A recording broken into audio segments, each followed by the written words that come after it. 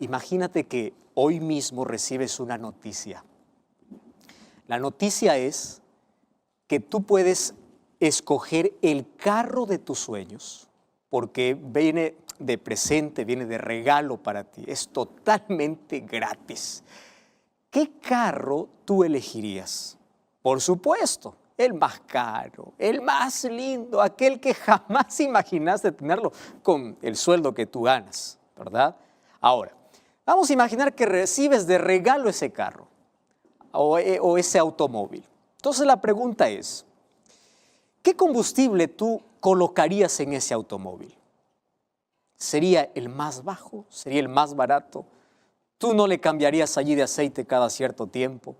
¿O no serías capaz de leer allí el manual de instrucciones? Porque ahí en ese manual te dice cómo el motor o el automóvil puede tener un mejor rendimiento. ¿Harías eso o no? Por supuesto. Uno, es un regalo, es bastante caro, es muy caro. Eres el de tus sueños. Ahora, tú lo cuidas al máximo. Tienes mucho cuidado. ¿Por qué? Tú quieres que ese automóvil puede estar en las mejores condiciones. Lo cuidas. Y eso hacemos con las cosas materiales. ¿O no es así?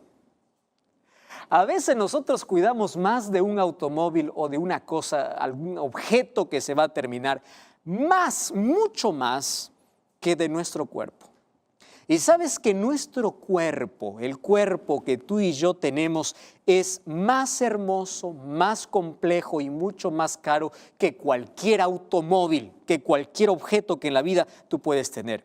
Nuestro cuerpo tiene un diseño inteligente. Mira dónde está cada parte de tu cuerpo. Ahora, si nosotros empezamos a estudiar la complejidad de nuestro organismo, vamos a encontrar qué fabuloso es Dios. Al crear al ser humano, ya te pusiste a pensar en cómo funciona una célula. Ya te pusiste a imaginar la complejidad de tu cerebro, los laberintos que hay allí en tu corazón. Hay gente que estudia esto y realmente queda fascinado con este diseño, creado allí con tanta destreza, con tanto cuidado. Entonces, nuestro cuerpo también necesita el mejor combustible. ¿Cómo se llama ese combustible para nuestro cuerpo? Buena alimentación, buena nutrición, para que tengamos calidad de vida y nuestro cuerpo, nuestro organismo, nuestro sistema, nuestras células pueda funcionar de una manera correcta. Entonces, para ello necesitamos, querido, de una dieta equilibrada. Porque una dieta equilibrada hace que los seres humanos podamos tener un crecimiento natural, un mantenimiento bueno en nuestro organismo y energía para vivir y vivir con calidad. Ahora, fíjate una cosa. El cuidado de nuestro cuerpo es algo que compete a todos los seres humanos y a todos los cristianos especialmente. Primero a todos los seres humanos, pero mayor responsabilidad a los cristianos, porque cristianismo también tiene que ver con cuerpo. Pastor, ¿eso tiene que ver con mi salvación? Préstame atención aquí. Todos los seres humanos somos salvos por la gracia de Dios y por la fe en Cristo. ¿Correcto? No por lo que comamos o no. Sin embargo, aquel que se relaciona con Dios va a agradar a Dios con su cuerpo. Quiere decir que religión también se ve en nuestra mesa. Porque al encontrarnos con Cristo, nuestros hábitos cambian, porque comprendemos cuál es el deseo que Dios tiene para nuestra vida. Y el mayor deseo, según 3 Juan 2, es que tú y yo tengamos buena salud y que seamos prósperos en todo. Y para que tengamos buena salud, Dios nos ha dejado un manual de instrucciones porque Él es nuestro fabricante y Él sabe cómo funciona cada órgano, cada sistema, cada célula. Sabe cómo funciona tu organismo. Ahora fíjate, el libro de Romanos capítulo 12, versículo 2, dice así, versículo 1. Os ruego por la misericordia de Dios que presentéis vuestro cuerpo en sacrificio vivo, santo y agradable a Dios, porque esto es vuestro culto racional. ¡Wow! Hacer un culto para Dios no solamente es ir para una iglesia a adorar. Hacer un culto para Dios es un cuerpo feliz, un cuerpo saludable. Y es por eso que Dios, desde que creó al ser humano, colocó una dieta para que Él pueda ser feliz, para que Él pueda tener salud y vida. Allí nosotros encontramos en Génesis capítulo 1, versículo 29, cómo Dios dice a Adán y Eva: os he dado toda planta que da semilla y todo árbol que dé fruto y todo que dé semilla, eso os será para comer. ¡Wow! Impresionante. Mira, ¿quién es el que está hablando aquí? ¿Quién fabricó al ser humano? Y él sabe cómo funciona.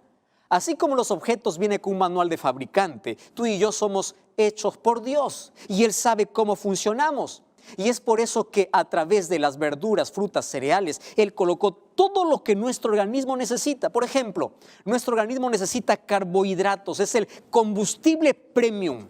¿Dónde lo encontramos? En granos enteros, legumbres, frutas, hortalizas. Nuestro organismo necesita de proteína, por supuesto. Cada célula de nuestro cuerpo contiene proteína y para el crecimiento y reparación de los tejidos se necesita proteína. ¿Dónde encontramos? Frijoles, legumbres, fuente de proteínas. Estoy solamente mencionando algunas cosas. ¿Necesitamos grasa natural? Sí. Y si nosotros consumimos, por ejemplo, nueces en cantidad moderada, vamos a encontrar grasa de calidad. Además, nuestro organismo necesita vitaminas, minerales, antioxidantes, fitoquímicos, todas estas sustancias que nos protegen de las enfermedades. Es más, incluso retrasan el envejecimiento. Entonces, todo esto lo encontramos ¿dónde? En granos, en frutas, en hortalizas, verduras. Es decir, Dios colocó todo eso para que nuestro cuerpo pueda funcionar bien. Ahora, fíjate una cosa, querido. La salud no es fruto de la casualidad. Salud es recompensa a los buenos hábitos. Si tú estás enfermo, es probable que es momento para poder reconsiderar qué hábitos tenemos que abandonar. Porque el mayor milagro que Dios puede hacer en ti antes de poder levantarte de esa camilla donde tú estás, sea que tú puedas reflexionar en qué cosas tienes que cambiar. Por supuesto que hay enfermedades que no tenemos nosotros control. Una epidemia, una pandemia, genéticas, por ejemplo. Hay enfermedades donde nuestra intervención no entra. Sin embargo, podemos ahorrar sufrimiento, dolor, si somos fieles a los principios que Dios colocó en la Biblia. Y tú sabes que en la Biblia Dios ha colocado un principio para la salud. Primera de Corintios capítulo 10, versículo 31 dice: pues si coméis o bebéis o haced cualquier otra cosa, hacedlo para la gloria de Dios. Ahora, ¿cómo hago que todo lo que coma y beba sea para la gloria de Dios? Entonces, Dios colocó en su palabra qué debo comer y qué debo beber. ¿Cómo doy gloria a Dios? Cuando yo obedezco su palabra. Y tú vas a encontrar que en la Biblia todos los seres humanos encontramos tres tipos de alimentos. El alimento recomendado, ¿correcto? El alimento dado para comenzar allí en el jardín del Edén. El alimento permitido y el alimento prohibido. En primer lugar, el alimento recomendado es toda fruta y verdura, legumbres, todo lo natural, el alimento recomendado. El alimento permitido vino después del diluvio, cuando no había más plantas ni vegetales. Dios dio allí la autorización para el consumo de carne, pero allí viene el alimento prohibido. En Levítico 11, Dios separó qué cosa tienes que consumir y qué no. Y tú sabes que hoy hay diversos estudios que dicen que el consumo de carne abre la puerta para las enfermedades. Mucho más aún de aquellos animales que Dios prohibió. Hay algunos que dicen: pastor, la iglesia prohíbe. Querido, la iglesia no prohíbe. Y si Dios dijo no para algunos alimentos, es porque Él sabe que algunos animales Dios los creó, no para nuestra alimentación, por supuesto. Por ejemplo, los buitres, ¿para qué fueron creados? Las serpientes, ¿para qué fueron creadas? Las ranas, los sapos, ¿para qué fueron creados? ¿Para nuestro alimento? Entonces no me digas que todos nosotros podemos consumir. Ahora, cuando hablo de alimento prohibido, tú sabes que Dios hizo una distinción incluso de alimentos, a lo cual se llama inmundo. En Levítico 11 encontramos una separación y hay personas que dicen: ah, no, pastor, eso fue para el pueblo de Israel, eso fue para Moisés, eso fue para los judíos. Querido, eso tiene que ver con salud. Y la salud no tiene que ver con Antiguo y Nuevo Testamento, tiene que ver con calidad de vida. Ahora, la distinción de alimentos inmundos o impuros y puros no lo hizo Moisés, lo hizo Dios. Y tú sabes que Dios hizo esa distinción antes de la existencia de cualquier judío. Abre tu Biblia en Génesis capítulo 7, versículo 2. Dios le dice a Noé que ya hay animales puros e impuros, inmundos. Quiere decir que la distinción no lo hizo ni los judíos ni Moisés. Dios lo hizo aún antes del diluvio, donde no había ni siquiera judíos. Si tú vas, por ejemplo, al libro de Job, dice, ¿quién llamará a lo inmundo? ¿Quién hará lo inmundo puro? Job 14:4 dice, nadie. Hay algunos que dicen, no, pastor, Jesús allí en Marcos y en Mateo dice, todo lo que entra por la boca no contamina. ¿Sabes que Jesús está allí contradiciendo a la tradición de los fariseos? Porque ellos tenían una costumbre de lavarse las manos antes de comer. La discusión era si se lava las manos o no se lava, porque para los fariseos, si tú comías sin lavarte las manos, tú estabas contaminado y tu comida también. Aquí no está hablando Jesús de alimentos, sino de el rito de la purificación de manos. Hay otros que toman otro texto de Pablo fuera de su contexto, 1 Timoteo 4, cuando dice que hay algunos que prohíben de alimentos. Mira, escúchame bien, el apóstol Pablo está luchando aquí contra los ascetistas, que eran un grupo de personas que estaban en contra de todo aquello que produce placer al ser humano. Entonces aquí no está contradiciendo a Dios, aquí está diciendo que habrá un grupo de personas que a todo lo que es gustoso llamarán que es prohibido. Entonces hay que leer la Biblia en su contexto correcto. Además, si Dios separó un alimento para el ser humano, es porque quiere que a través de tu salud puedas dar gloria a Dios.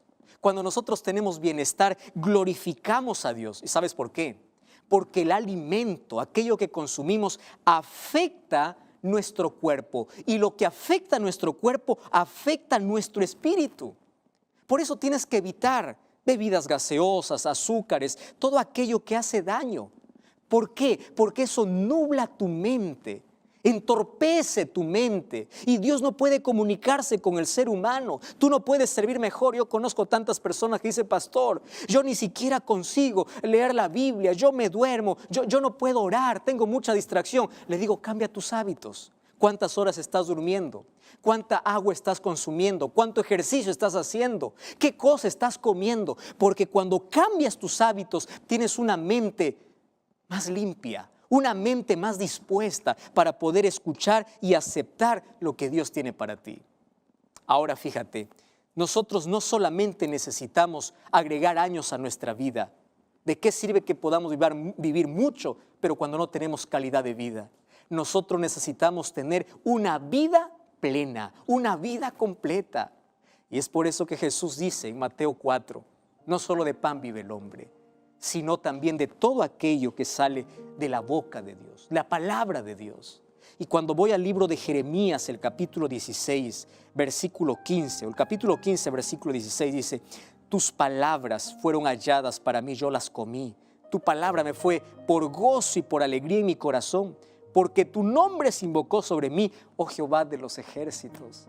Así como tu cuerpo necesita de buena alimentación, también tu alma, tu vida, tu espíritu, tu corazón necesita de un propósito en la vida, necesita de sentido.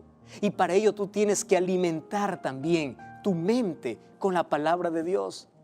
Porque si tú quieres tener calidad de vida, tienes que tener salud completa. Y salud completa no solamente es no sentir dolor en el cuerpo, no se limita a la salud física, también se trata de salud mental, también se trata de la salud espiritual. Por eso, si tú eres selectivo al tener una buena alimentación, entonces empieza a cuidar todo lo que entra a tu mente, todo aquello que escuchas, todo aquello que ves. Y si quieres tener calidad de vida y saber el futuro glorioso que tienes para ti, abre la Biblia. Allí vas a encontrar el mayor y el mejor alimento para tu vida. Gloria a Dios por eso. No solamente tenemos una nutrición física, sino también una nutrición espiritual. Porque si nosotros escuchamos las orientaciones de Dios, entonces tendremos menos dolor, evitaremos sufrimiento físico, mental y espiritual. Cuánto dolor, cuánto fracaso, cuántas derrotas, cuántas heridas en la vida podemos evitar si solamente leemos este manual. Aquí en este libro vas a encontrar qué es lo mejor para tu vida, para tu salud, para tu familia, qué es lo mejor para ti. Pero sobre todo, no solamente vas a encontrar calidad de vida para esta tierra, también vas a encontrar cómo este libro te prepara para una eternidad con Jesús. Y eso es lo maravilloso, porque tú y yo fuimos creados para vivir. y para vivir bien. Es verdad que el pecado trajo dolor y sufrimiento, pero aún así hay cosas que podemos evitar y está en nuestras manos y tiene que ver con el cambio de nuestros hábitos. Sabes, si tú no puedes cambiar un hábito, tú no puedes dejar una adicción, tú no puedes dejar algo que es perjudicial para tu salud, pide que Dios pueda ayudarte a cambiar. Aquello que tú no puedes, Dios puede. Claro, Dios puede transformar tus gustos, Dios puede transformar aquello que está mal en tu vida. Y si eso es lo que realmente quieres, solamente extiende tu mano a Dios y Dios te va a ayudar. Permite que Él tenga el control de tu vida y Él hará aquello que tú no puedes hacer. ¿Quieres que eso pueda hacer Dios? Cierra tus ojos donde estás y vamos a orar. Querido Dios, gracias porque tu palabra me muestra el camino de salvación. En ella encuentro los mayores consejos para tener una calidad de vida física, mental y espiritual. Ayúdame, Señor, a ser obediente a aquellos principios que colocaste en tu palabra para mi bien. Esto no tiene que ver con iglesia, esto tiene que ver con vida, con salud, y es por eso quiero que coloques esos principios en mi vida, puedas cambiar mis hábitos, puedas hacer que con mi cuerpo, con mi vida, pueda glorificar a Dios. Entregamos nuestra vida por completo a ti, en el nombre de Jesús. Amén. Te invito, como siempre, a visitar una iglesia adventista del séptimo día. Y te recuerdo que la verdad te da libertad y te prepara para la eternidad.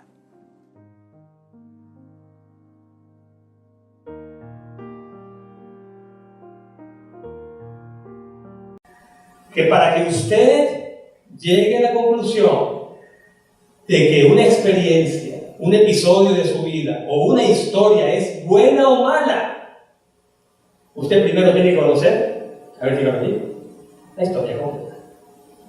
¿Vale? Porque a veces pensamos, esto malo que me pasó, y nos enfocamos en lo malo y a veces nos quedamos atrapados en el pasado por aquello que pasó. Y resulta que no conocemos la historia completa. Y cuando lleguemos a la patria celestial, entonces tendremos la historia completa. Y veremos que aquello que Dios permitió fue para nuestra vida. Y probablemente para nuestra salvación. Amén. Así que no nos apresuremos en la lección. No nos apresuremos a sacar conclusiones a menos que conozcamos. A ver, ¿qué cosa? La historia completa. Y ya sabemos, no vamos a entrar en tantos detalles porque son historias conocidas, pero veamos en un poquito más de detalle la historia de José. ¿Cuál fue la primera gran injusticia que se cometió en la vida de José? Siendo él un joven adolescente, ¿cuál fue la primera gran injusticia? Bueno, ya la mencionamos. Vendido como esclavo, ¿por quién? ¡Wow! Por sus propios hermanos. ¡Qué cosa tan increíble! Esa es una herida que no cierra con facilidad. ¿Cuál fue la segunda injusticia? Cuando yo creo que no se había recuperado de esa herida, cuando llegando a Egipto, aterriza en la casa de un capitán del ejército egipcio, llamado Potifar, y la esposa de Potifar pone sus ojos en José, pero de una forma que hoy calificaríamos, en lugar a dudas, como acoso sexual.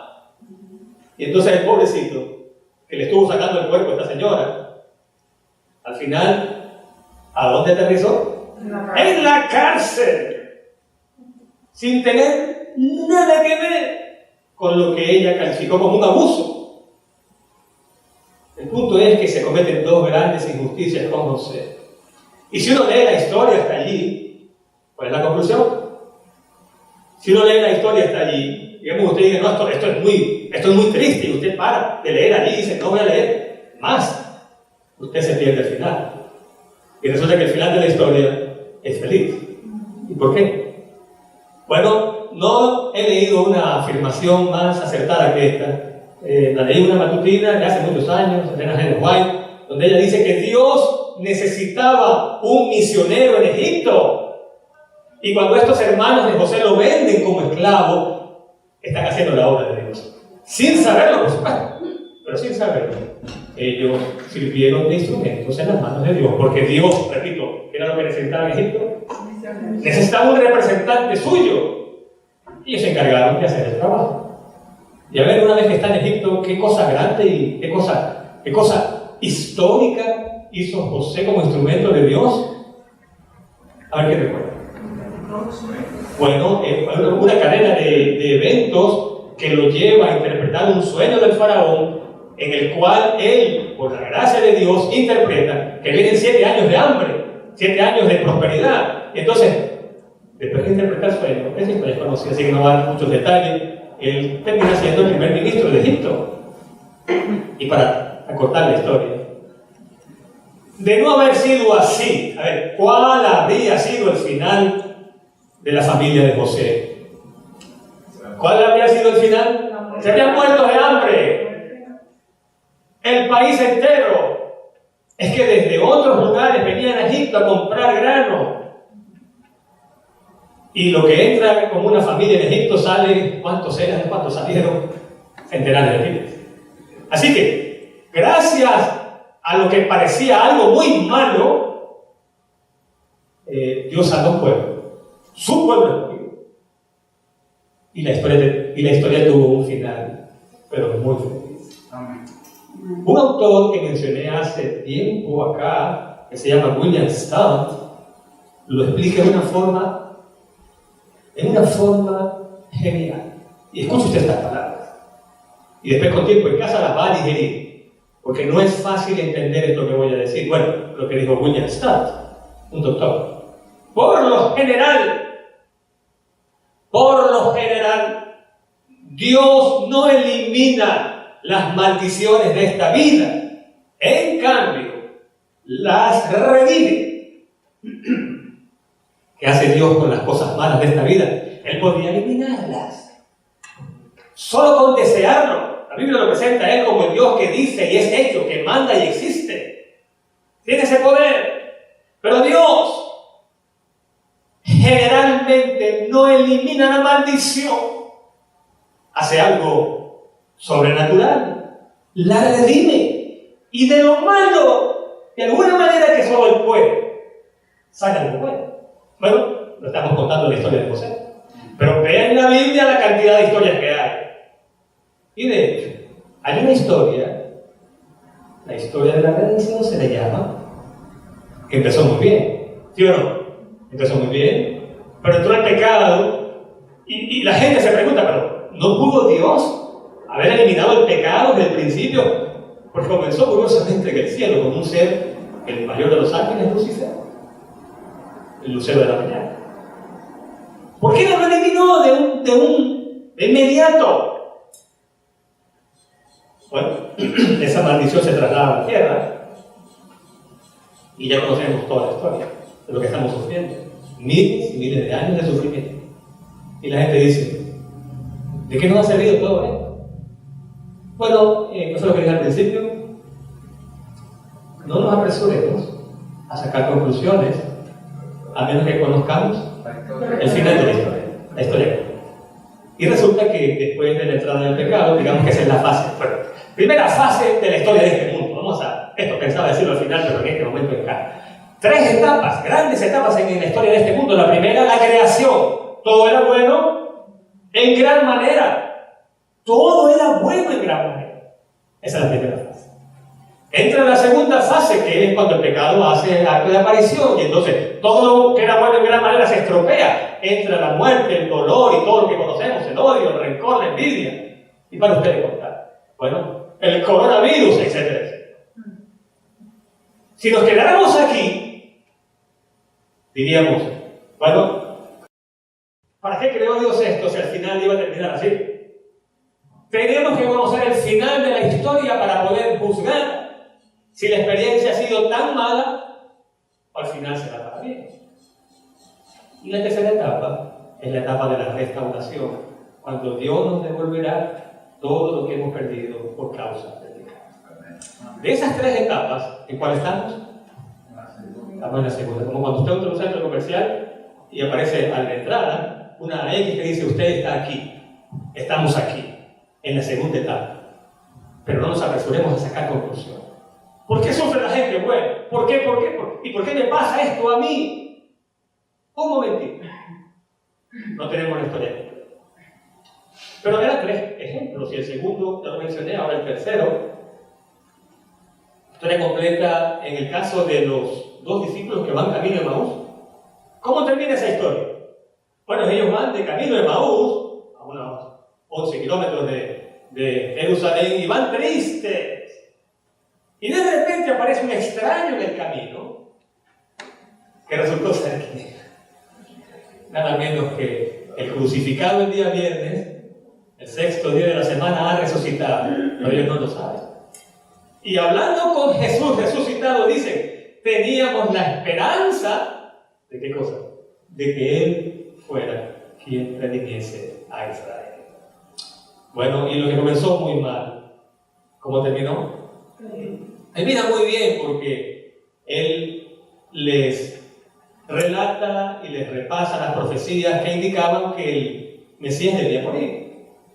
Ellos debían haberlo sabido, y Él mismo les advirtió que no esperaran un Mesías como lo esperaba el pueblo judío, a un estilo guerrero, tipo David, reencarnado o algo así, o resucitado. Él les advirtió y ellos no entendieron. Y ahora Él les abre el entendimiento para que entiendan las Escrituras en el sentido de que el Mesías debía aparecer primero, ser crucificado, y luego ¿qué?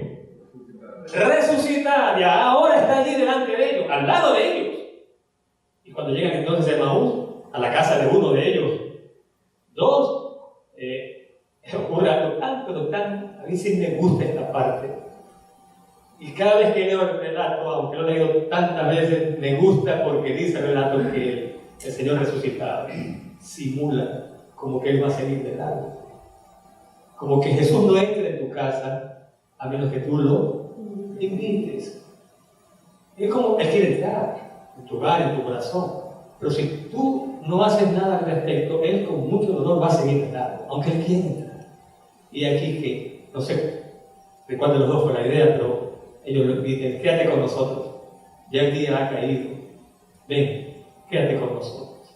¿Y qué hace Jesús? No se hace rogar, porque Él quería entrar. Y allí se manifiesta como el Salvador, no solamente crucificado, resulta que ellos vieron en sus manos la señal de los clavos, y cuando Él ora, identifican, no hay nadie que ore como Él, y reconocen a Jesús. Él, no solamente el crucificado, sino además el resucitado. Así que lo que comenzó muy mal, con la crucifixión, ¿cómo terminó? Terminó muy bien, pero hay que leer la historia completa. Entonces, las palabras son de Max Lucado, un autor muy conocido, y en su libro, en el ojo de la tormenta, él escribe, no debemos juzgar las tormentas. De paso, si estás siendo golpeado por una tormenta ahora mismo, parece que el mundo entero está siendo golpeado, pero hay unos que están siendo especialmente golpeados. Para ti son estas palabras. No debemos juzgar las tormentas que nos han golpeado en la vida hasta que conozcamos la historia completa. Entonces él cuenta un relato muy simpático en el mismo libro, en El ojo de la tormenta. Cuenta Lucado que un campesino en un lugar rural de cierto país tenía un caballo muy hermoso y allí todo el mundo quería comprárselo, pero él no quería venderlo. Entonces un día insistieron y él simplemente dijo que no. Pero cuando los vecinos que van a comprar el caballo se van, al poco tiempo, dice el relato, el caballo escapa. Este es un pueblo pequeño, dicen que es un pueblo pequeño, infierno grande, donde todo se sabe y el chisme fluye con tanta facilidad. Se enteran de que el caballo se ha ido. Entonces regresan a casa de este campesino y le dicen, ¿no es una mala señal que tu caballo se haya ido? Como diciéndole, has debido vendérnoslo. Entonces, escuchen la respuesta de este señor. Él dice, si es buena o mala suerte, no lo sé, solo Dios lo sabe. Entonces ellos se van. Resulta que a los pocos días el caballo regresa, pero no regresa solo. Regresa con otros caballos tan hermosos como él. ¿Qué creen ustedes que hicieron los vecinos? Bueno, se enteraron rápidamente. Y entonces van nuevamente a casa del campesino y le dicen, wow, parece que fue buena suerte que tu caballo se fuera, porque ahora regresó con otros caballos tan hermosos como él. ¿Y qué creen ustedes que respondió el campesino? Si es buena o mala suerte, no lo sé. Solo Dios lo sabe. Pero al cabo de varios días resulta que el hijo adolescente de este campesino, tratando de domar un caballo, se cae bruscamente y se parte una pierna. Y allí estaban los vecinos al poco rato. ¡Ah! Parece que fue mala suerte que tu caballo se escapara y trajera otros caballos por ahora, porque ahora tu hijo se ha partido una pierna. ¿Cuál fue la respuesta del campesino? Si es bueno o mala suerte, no lo sé. Solo Dios lo sabe. Bueno, al final, porque la historia puede ir muy larga, ¿no? Al final, dice el relato, estalla una guerra entre este país, del cual era parte el campesino, y otro. Y entonces, bueno, se da la orden, el decreto de reclutar a todo aquel que estuviera en la edad y además estuviera sano. ¿Y qué creen ustedes que pasó con el hijo del campesino? No pudo ser reclutado porque tenía una pierna partida, una pierna rota. Y entonces nuevamente llegan los vecinos que parece que no tienen oficio, sino estar pendientes de la vida ajena. Y esta vez parece que fue buena suerte. Van a seguir. Parece que fue buena suerte que tu hijo se partiera la pierna, etcétera, etcétera. ¿Y qué le dijo el campesino? Si es buena o mala suerte, yo no lo sé. Solo Dios lo sabe. ¿Cuál es la lección? No nos apresuremos a sacar conclusiones acerca de si algo es definitivamente malo o definitivamente bueno hasta que conozcamos la historia completa. Y alguien puede decir, pero, un momentito, pero esta persona murió, puede ser algo peor que eso.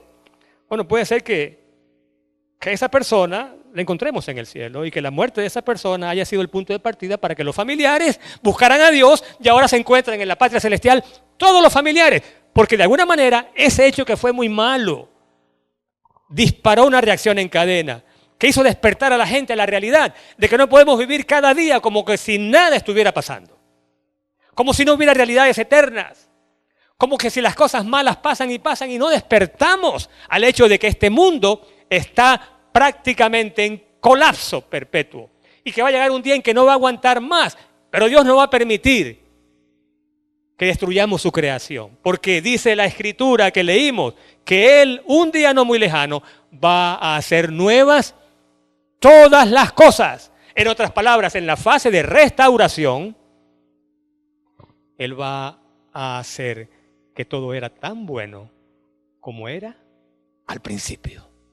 Esa es la restauración. Deshacer lo malo, deshacer las obras del diablo, deshacer la obra humana que ha destruido la creación de Dios. Restaurar, en otras palabras, lo que se ha perdido. No nos apresuremos. Esa es la primera lección, pero hay otra más. Y para esto, las historias son muy buenas, porque ahorran tiempo y esfuerzo y nos ayudan a entender también una lección que muchas veces es difícil de entender de otra manera. En este caso, es un relato que cuenta un autor, el nombre es Tony Campolo, autor de muchos libros, él es pastor. Él dice que cuando trabajaba en una iglesia en la parte oeste de Filadelfia, un Viernes Santo se organizó un evento en el cual 7 predicadores expondrían la palabra relacionada con los sucesos de ese fin de semana del cual estamos hablando y que hoy, de alguna forma, es este fin de semana. Viernes Santo, sábado reposa el Señor en la tumba y luego el domingo de resurrección o el día de resurrección. El caso es que, dice él, que los 6 primeros predicadores, ¡wow!, fueron excelentes. Y el 7º predicador era un señor mayor, no prometía mucho. Y entonces lo que estaba en la mente de la gente era, wow, si estos 6 predicadores expusieron la palabra de una forma tan elocuente, y a él le toca de último. Entonces dice Campolo que este señor se ha colocado de pie y de una forma providencial, con una frase prácticamente, puso a toda esa congregación de unas 500 personas de pie y prácticamente los puso en una actitud de adoración y de alabanza para dar a entender que es cuando la historia la conocemos en forma completa que uno puede realmente llegar a conclusiones. Dice él que este señor comenzó muy lentamente, pero después comenzó a decir algo así. La historia es larga, voy a resumirla. Dice, comenzó diciendo, un día como hoy, mi Señor colgó de una cruz. Y entonces Pilato, bueno, ese día se lavó las manos y pensó que todo había terminado. Lo que no sabía Pilato es que el día de resurrección vendría y él se llevaría una gran sorpresa. Un día como hoy, mi Señor fue colocado entre dos criminales, murió de forma cruel, también como si fuera un criminal. Y entonces los sacerdotes judíos, los líderes religiosos del pueblo, bueno, Anás, Caifás, se felicitaron unos a otros, porque decían, por fin salimos de él. Pero no sabían que por ahí venía, ¿qué cosa? El día de la resurrección. Un día como hoy, y siguió. Los soldados romanos se burlaron del Señor, sortearon sus ropas, pensando que todo se había acabado. Lo que no sabían es que por ahí venía, ¿qué cosa?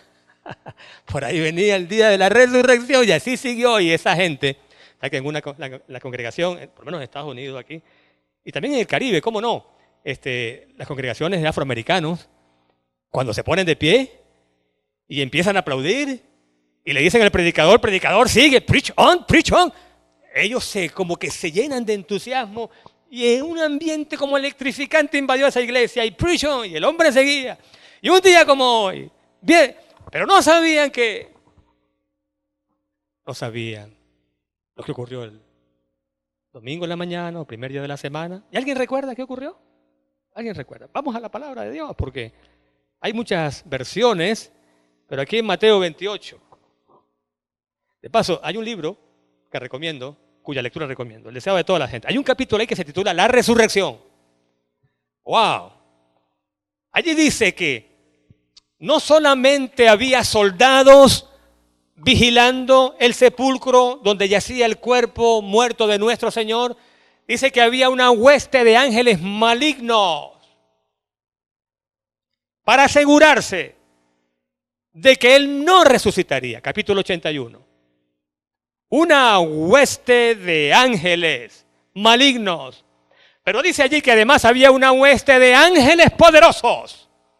Ángeles poderosos para asegurarse de que Él se levantaría de la tumba y de que nada impediría que eso ocurriera. Y dice la Escritura, capítulo 28 de Mateo, versículo 2, que de pronto hubo un gran terremoto. ¡Wow! Un terremoto el viernes, ¿se acuerdan? Cuando Él murió, hubo un terremoto. Ahora, primer día de la semana, otro terremoto. Pero esta vez, porque desciende, dice aquí, un ángel del Señor, bajó del cielo, quitó la piedra, a lo mejor con un dedo nada más hizo así, quitó y se sentó sobre ella. Su aspecto era como un relámpago y su vestido blanco como la nieve. Ahora, ¿quiénes eran los que estaban vigilando el sepulcro para que no pasara nada raro? ¿Quiénes eran? Eran soldados, hombres curtidos en la guerra. Como eran romanos, podemos imaginar que sabían lo que era guerra.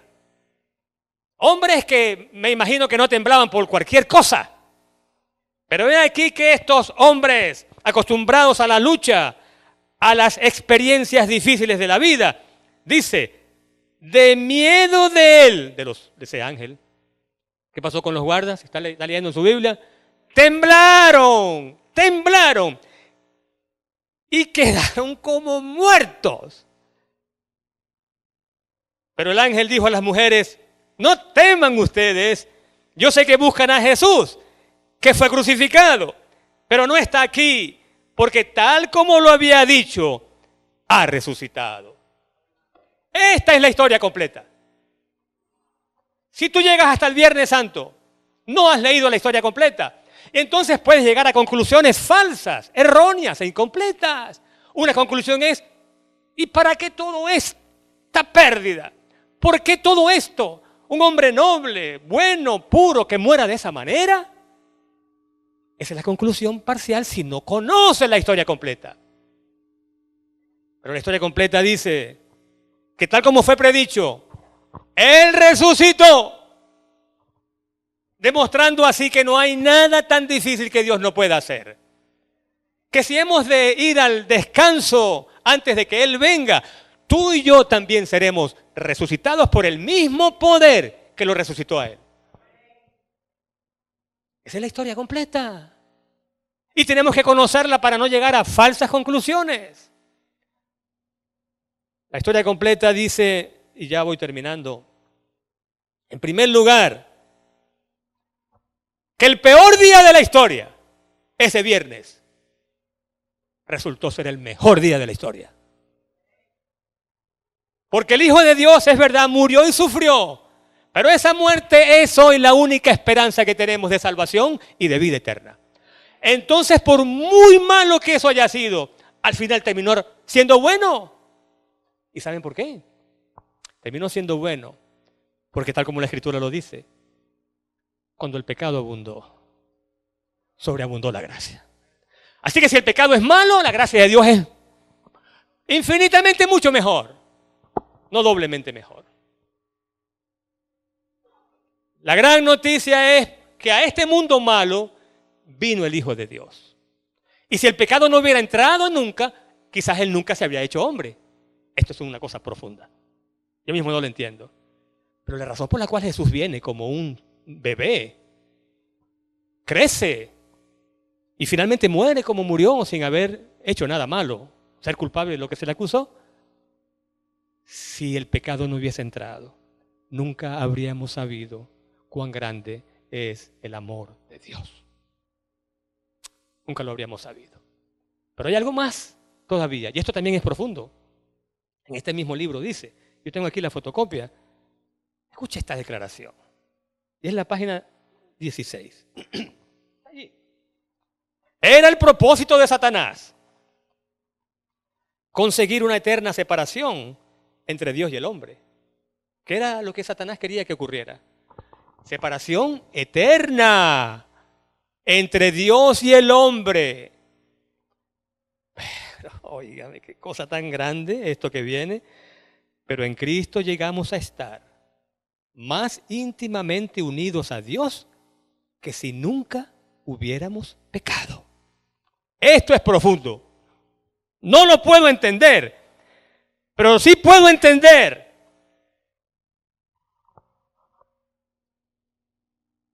que si no hubiéramos pecado, Cristo no habría venido como hombre.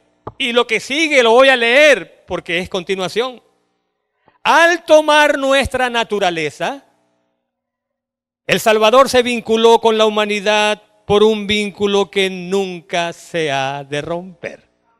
¡Wow! ¡Oh, Dios! ¡Wow! A través de las edades eternas queda ligado con nosotros. Cristo nos pertenece. Un niño nos es nacido. Un hijo nos es dado. Nos, ¿qué dice nos? A ver, ¿qué significa ese nos? No significa que Cristo es nuestro. Es un representante. Él es, además de Dios, Él es humano. Nunca perderá su naturaleza humana. Por las edades eternas seguirá siendo la cabeza de la humanidad. Y pensar que esto fue posible. ¡Wow! Porque el pecado entró. Y entonces lo que comenzó muy mal terminará muy bien. Así que mantente firme, ¿ok? No desmayes. No desistas. No digas como muchos, ¿dónde está Dios? Si hubiera un Dios, no pasarían estas cosas. No hables sin saber cuál es el final de la historia. Y el final de la historia es un final feliz. Y el final de tu historia será un final feliz. Porque tu historia va a terminar como la mía, primeramente Dios. Allá cerca del trono. Las palabras que leímos en la lectura bíblica de Apocalipsis. Y oí una gran voz del cielo que decía, el santuario de Dios estará con los hombres y Él habitará con ellos y ellos serán su pueblo. Óigame, qué cosa.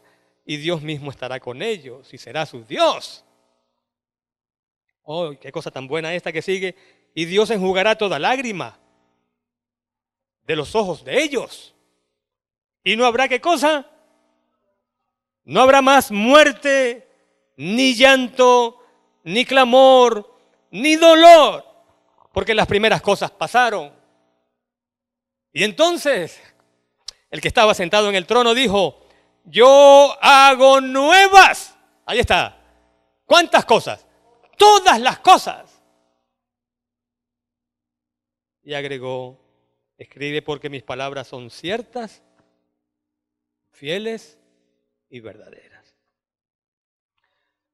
Qué privilegio poder alabar y adorar a un Dios